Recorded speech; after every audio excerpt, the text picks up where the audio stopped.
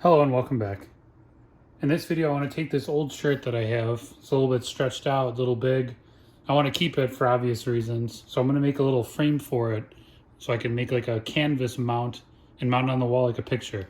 You can do this for any old t-shirt that you have where you're kind of sentimental, a little bit attached to it. Let's go through and see how it works.